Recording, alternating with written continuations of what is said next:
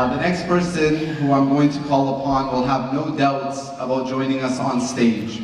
He was born in Baghdad, Iraq, before migrating to the United States at the age of 9. Ali Najaf started his Islamic education at a young age in the seminaries of Lebanon and Syria. He has continued his Islamic and secular education, focusing on Islamic philosophy. He just wrote his law school admission test, and hopefully after he can provide some answers, if it's not too much trouble. He is currently a philosophy major at the University of Michigan Dearborn. His most recent publication is titled Reshaping Genuine Doubt as a Virtue in Islamic Philosophy.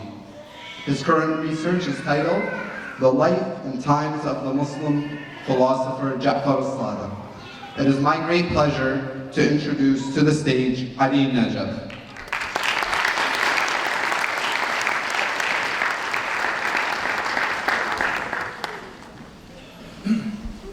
أعوذ بالله من الشيطان الرجيم بسم الله الرحمن الرحيم والصلاة والسلام على أفضل الأنبياء والمرسلين بعد الخلائق أجمعين سيدنا وسندنا وشفيعنا مولانا وحبيب قلوبنا أبي القاسم محمد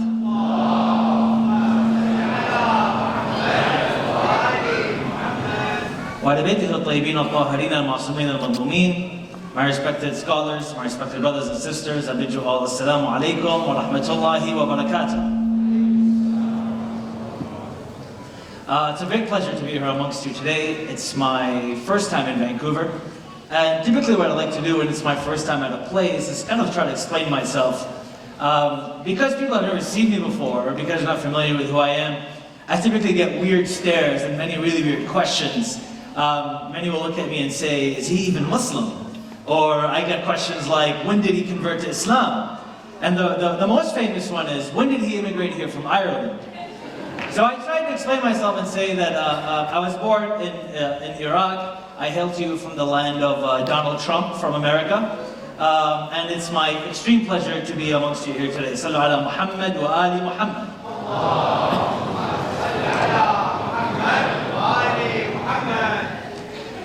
When the image of Aylan Kurdi flooded the internet about 2 months ago, there was extreme uproar around the world about the situation of the immigrants from the Syrian crisis.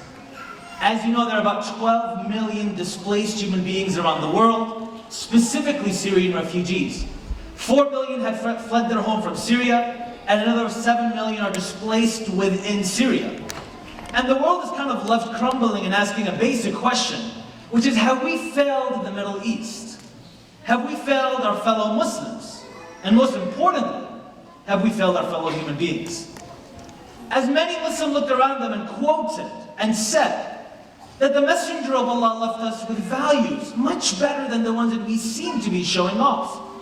When the Messenger of Allah said his famous quote, whoever wakes every morning and does not concern himself with the matters of the Muslims is not a Muslim. Those words echoing in the ears of many Muslims around the world. And the question that I want to ask today, standing in front of this amazing crowd here, on the day of Ghadeer, where we remember Ali ibn Abi Talib, the great commander of the faithful, and we remember his most important day. What are the ethical principles that we can actually take from Ghadeer and apply to this catastrophe that seems to be happening around the world? Because I tell you, there hasn't been another immigration catastrophe this big ever since World War II, where 65 million human beings were killed. And that seems to be a astronomical number to think about. You're saying this is the worst human catastrophe ever since World War II? Yeah, that seems to be the case. There are many fleeing their homes from Syria, many trying to go over to Greece, and many other countries like Germany bringing in at least 500,000 immigrants. And the voices of many Arab countries seem to be quiet. Now the question that I want to ask is, we're typically told that Islam is a religion which promotes good ethical growth. It promotes ethical principles. And it promotes ideas that have the best modern solutions to today's problems. So the question then is this: at what core does Islam have the solution for this problem? We have 12 million displaced people. Are there any historic examples of individuals who've held on to Islamic principles that are solved problems similar to this one? And are there ethical principles that we can use from the life of Ali ibn Abi Talib that we can actually bring in to understand this? And I want to look at this at a number of stages and hopefully be done within 20 minutes. My first question is, what's the difference between values and beliefs? And what are we more interested in here today? Are we interested in a discussion about beliefs? Whether things happened or didn't happen? Are we interested in proving something or disproving something? Or is what we're talking about so fundamental that no one could possibly agree, regardless of their religion, ethnicity, sex, and race? On a second level, what I want to ask is, are there any non-Muslim ethicists today who have come up with very big principles that many seem to be following? And why are those ethical principles relevant? The third thing that I want to ask is, has Imam Ali given us any actual principles from his life that we can follow and use to better understand and to better aid this problem that we seem to be having today? And finally, what I want to ask is, what's our role? And how can we help alleviate this problem? Hopefully I can do this under 20 minutes, and if I can do that, then we can maybe come to a closer understanding of the problem and its modern solution. Sallu ala Muhammad wa ali Muhammad.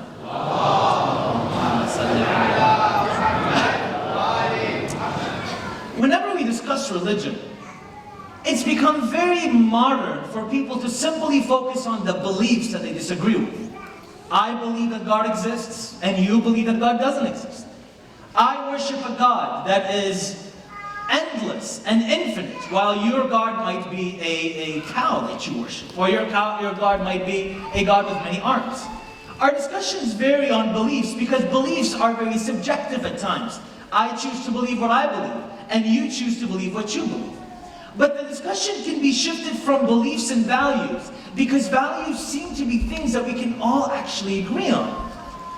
It's not something of debate to say that a child being tortured to death for fun is bad. No one will ever debate you on that. That is a moral principle. No one can debate you about 12 million people being displaced. That's something that everyone agrees on. It's a moral principle. While beliefs seem to be a bit more subjective. Now the reason I want to focus on values and not beliefs is because values seem to be something that's inherently missing. Whenever we come to a gathering about Ghadeer, or whenever it's an important death or a wafat or a milad in our communities, we seem to be hailing at the ideas of beliefs. We repeat that story endlessly. We talk about the specific details. We talk about the historical significance. We talk about all the other significance that seems to exist within the story. And that's something of profound importance. But with sometimes something that seems to be missing are the actual values that are meant to be taken behind these stories. Because these stories have extremely important values. Values that cannot go missing. And it's actually at the depths of these values that we find the change that we want to bring forward. And it's interesting because at times those values can be missing. I remember this Muharram, I was in Africa, and I had an interesting incident with someone. A brother who's an atheist approached me and said to me, you know what, I don't really believe in religion, and I've had a hard time believing in religion ever since I was very young. So we kind of got into a discussion about, well, what does it mean to believe? What does it mean to not believe? And he got into telling me that he was a very good person. And he was saying, you know what, I try to be a great person, I give my charity, I'm nice to people, and I was trying to get him to understand that being a good person is important. However, morality needs some sort of essence or a base. And I had a brother who was sitting next to me who looked at me and says, this guy doesn't believe? I said, no, unfortunately, he doesn't believe. And that's something that people grow into or out of sometimes, and it's something that needs to be understood. So he looks at me and says to him, I can't believe that you are a non-believer in religion. You must have no values. You must be a horrible human being. You must be womanizing and killing and drinking. And I thought, hold on, take it easy. You really don't know this person. So I said to him, well, you know what? Fair enough. You might think this guy is an unbeliever. Tell me, what would be the best reason to get this guy to believe? What would you say to him that you seem to be so confident of that will really get this guy to believe because he might need some values that you think he's lacking? And I said to him, when you have doubts and you're trying to go to sleep but you can't because there's so many doubts in your head, what's that one thing that really grounds you to religion, that makes you that firm believer that you are? And he looks at me very, very confidently, and he says to me, one reason, and this is why I believe in religion. And I said, why? He says, planes don't fly over the Kaaba. I said, sorry? He says, planes don't fly over the Kaaba. That's a miracle. That's the reason I believe that God exists. That's the reason I'm a Muslim. He says, you will never see a plane fly over the Kaaba. And I said, I'm sorry, but planes fly over the Kaaba all the time. It happens every single day. People who are trying to get from place to place do that all the time. And he was kind of shaken by this idea that you're telling me that my beliefs are weak, or my beliefs are not really firm. And I said, no, they are. They might be firm, and you know, your beliefs might be there, but you need to really look at those values. And it was interesting because here one person thought that he had beliefs, and he thought that he had values, and here's another person who didn't have belief, but had a sense of value. The point that I'm making is values seem to be universal. There are things that we all believe in. No one will disagree with you that killing someone is a negative moral act. And that's why it's something that I'd like to focus on. Because our discussion is global. This isn't only a Muslim discussion, it's a global discussion. The second thing I want to highlight is there have been many who are trying to find solutions to this problem. One of them, who's the most prominent perhaps in the discussion of immigration and helping those who are in need or those who are refugees, has been one main philosopher by the name of Peter Singer. Anybody here heard of Peter Singer? By a show of hands. Anyone? All right. Well, Peter Singer is a very, very famous ethicist, perhaps the most famous ethicist. And he thinks that he has found the solution to the immigration problem, and many ethicists seem to be on board with his idea. What's his idea? Let's kind of discuss it for a moment and jump on to Islamic history. Peter Singer's idea seems to be very basic. And it's something that shouldn't be very different to us. Mind you, some might think it's extremely drastic. He writes a paper called Famine, Poverty, and Affluence, and in the paper he gives human beings an ultimatum. He says, imagine that one day you wake up and you realize that it's the end of the world and things are blowing up all around you and you have a bunker that you are living in. You have built a bunker to survive this world plummeting, and there are others who have not built a bunker like you. You and your people have built this bunker. It allows for 10,000 people. He says, mind you, while you're sitting in this bunker with a swimming pool and a tennis court, etc., and you're enjoying your food and your drink and whatever things you're enjoying, 10,000 people who are survivors from the outside knock on your door and say, can you please let us in today because we're going to die if you don't let us in. He says, what would you choose? And you have three options. He says, the first option is to let all of them in, to bring them all in, which seems to be something that many countries are doing. Germany is a country that's doing it. He said, the second option is you bring in only half of them, 5,000. And the third option is you bring in none. He said, and the more you bring in, the more people that enter this bunker of survival that you're in, the less your living standard will be. So your living standard is decreasing. And he comes to an ethical argument to say that when there are those individuals who are in need, who need our help, our responsibility is we help them to such an extent until if we give any much more than we have, we will be at their same level. He is literally arguing that you should work your whole life to give and simply give those who are in need, and give only to a level where if you would give any bit more, you would be like those who you are giving. That is his moral solution to this issue. Oh, and the funny part that I forgot to mention is that he's an atheist. It's ironic because many people think, he's an atheist, he must have no morality. But his morality is quite interesting. Here's an example of an atheist who says that if your son says to you, can you buy me a toy, Baba? And you say to him, yes, you are morally blameworthy for the death of those children or those individuals in other parts of the world who could have been saved by that money that you gave to your child. He goes to that extreme. I remember one day Peter Singer was sitting in a hall just like this when he was giving a lecture, and I was listening to him, and one student raised his hand, and this is very interesting. He said, Peter, you seem to be really exclusive in this helping other human beings. What are you talking about?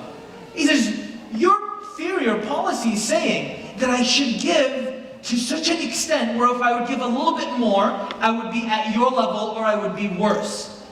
So are you saying that a person who needs bone marrow, I should donate enough bone marrow to them until I reach a level where I would give a little bit more bone marrow, I would be at their level. Is that what you're really saying? And he says, yes, that's exactly what I'm saying. I'm saying that it is morally obligatory upon every human being to help to the extent as much as they can and to work until they can help those others. Because if a child buys his son a toy, he could have used that money to save 10 or 20 other people. Now this sounds absurd. How many people in here think this is absurd? Just by a show of hands. And you're not selfish if you think it is, because many argue that way. How many think that this theory sounds a little bit absurd as a solution to today's immigration problem? Raise your hand if you think so. Okay, everybody thinks that it's possible, something that is absurd. Here's a second question. If you all don't think that it's absurd, how many of us, be honest if you have to, I mean, I think you should be honest, how many of us actually live this way? Just by a show of hands. Okay. All right. Somebody here seems to be living that way. I want to kind of put this aside and say, how many here donate 1% of their income to those who are in need? Just 1%. Not everything you have, just 1%. If you do so, raise your hand. Okay. Good. The reason I ask this, and this is very important, and this is where the link comes in here. We think that such a theory is so absurd. How crazy and selfish of Peter Singer to think that I should take everything that I have and give it to someone who is poor until that level where I'm at the same level of them. I have to give something of equivalent moral importance. How selfish of him to think that. Now that's interesting, and here's why many think it's extreme. It's interesting that we think that the moral theory of Peter Singer is extreme. But when we look at someone like Ali ibn Abi Talib, who seems to have lived to this very standard, we take it as something phenomenal or great, which is the main point. The point is that this theory of Peter Singer is not something that's unaware to the conventional Muslim, specifically the Shia Muslim. We have examples in Islamic history where Imam Ali alayhi salam shows us this very theory in place, where he lived to such an extent that he was at the border between poverty and death. One example that typically strikes me is when in Ramadan, when we commemorate the death of Imam Ali and we recite his maqtab, one of the main beginning stories that we recite is Ali ibn Abi Talib is sitting where? Who knows where he's sitting before he goes to his death? Anybody know it? Shout it out if you do. Where is he sitting before he walks to the mosque? Whose house? Which one of his daughters? Which one? Zainab? No. Yeah. No, not Imam Hussein. Kulthum, exactly. He's sitting in the house of his daughter Kulthum, and she brings him a big plate of food, and there are three things in front of him that he should be eating. She brings him bread, she brings him yogurt, and she brings him salt. And she says to him, Father, here is your meal that you are meant to break your fast with. Mind you, he's been fasting the whole day. And I'll never forget the situation because I reiterated every single Ramadan and every Maqtab of Imam Ali, I seem to be saying this over and over again until it's become something of my inner core. He looks at his daughter Kulthum and he says the famous lines. He says, oh daughter, oh Kulthum, when have you known your father to eat anything more than one type of food when it comes to his meals? When has your father, Ali ibn Abi Talib, ever ate anything other than one or two things in a meal? Take two of these things out and leave me one. I remember Imam Hassan alayhi salam being approached by a Medinite, and he says to him, oh Hassan, son of Ali. And this is the time when Imam Ali was a Khalifa. He says to him, oh Hassan, son of Ali, I am poor. Can you give me some money so I can buy some bread for another man? He says, why are you giving it to another man? Why don't you just keep it for yourself and buy something for yourself? He says, I saw someone who is of much more need of this bread than I am. He says, I'm poor, but at least when I eat bread, my bread bends.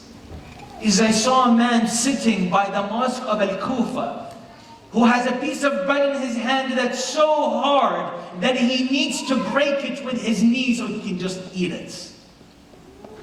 Imam Hassan cries and says, that's my father, the Khalifa of the Muslims, Ali ibn Abi Talib. Now it's a great example of this principle that Peter Singer seems to bring up in play, where you have a man who is able, who is rich, who is a Khalifa of the Muslimin, yet lives in a house with a ceiling that's so low that when he stands, his head hits the ceiling. Now he seems to be living with this very moral principle that even though I have, I must give to the extent, or I cannot waste on those who are around me. Because if I do, then it is not going to those who are in extreme deservance, those who need. And this reached such a level of adherence that when someone would come to him while he's doing his work, and he says to him, oh, Ali ibn Abi Talib, I have a matter of discussion with you. He says to him, is it personal or is it public? He says, personal. He turns off a candle and turns on another one. He says to him, why did you do that? He says, the first candle was from the money of the Muslims, and it was public funds. Your matter is a personal matter, so I've brought my own candle, and I want to use that candle in our conversation between me and you, because that is from my own fund. I will not waste the public fund on things that cannot benefit others, or that might be going to waste. Now that principle seems to exist, but it exists within our own values. The minute we can look deeper than simply beliefs, it's unfortunate at times that when we do talk Ghadeer, our talk is strictly historical. Or our talk is strictly on the basis of what happened in history. The question then is, what kind of values do we bring forward? And what kind of discussions must we be having to bring about these ethical principles? Now, the last question I want to ask is, where are we from this? And what is our role? Now, Imam Ali obviously says, he says, I know you cannot live like me, but at least support me with patience and work towards this endeavor. This endeavor where you're a charitable, giving human being. Now, many of us say, you know what, we can't give 50% of our income. We can't give 30% of our income. We can't give 20% of our income. Can we at least give 1%? Can we take 1% every month and say, this is for those who are poor? Because many of the Muslim countries around the world have turned their backs on these individuals. Muslims who are in need of our aid and our help. And the question that I want to leave everyone with today here is, can we do that? Can we make a stand and say, you know what, for the next life that I have, or for this next continuing year that I'm living, every month I'll take 1% and give it to those who are in need. Because that seems to be an ethical principle derived from Amir al-Mu'mineen, the man on who today we celebrate with the words, Man kuntu mawla, fahada aliyun mawla. Thank you very much. Wassalamu alaikum wa rahmatullahi wa barakatuh.